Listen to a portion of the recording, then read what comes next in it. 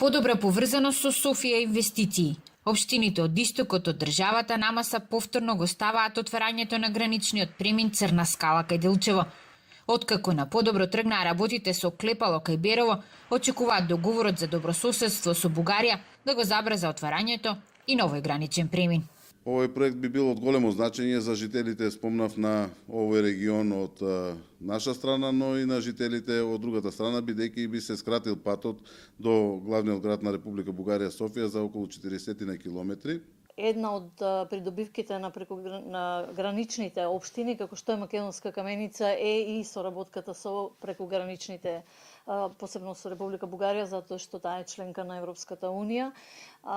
Средствата кои што ни стојат на располагање ќе ни бидат уште подостапни ако инфраструктурно сме поврзани и бидеме многу поблиску, таа соработка ќе вроди сигурно со повеќе плод. Државата во 2002 веќе потроши 1,7 милиони евра од продажбата на Телекомот.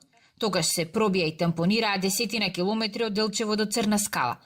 За завршување и асфалтирање на патот биле потребни уште толку пари, но бидејќи Бугарија не почнала со проектот, работите биле запрени.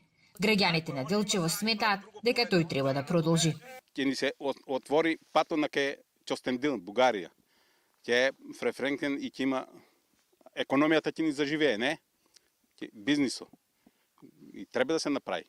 Од Европската Унија за да дојдат на тука и инвестиции, се, ќе имаме добар премин, ќе имаме добра инфраструктура и ќе види и Делчево и па и Македонија.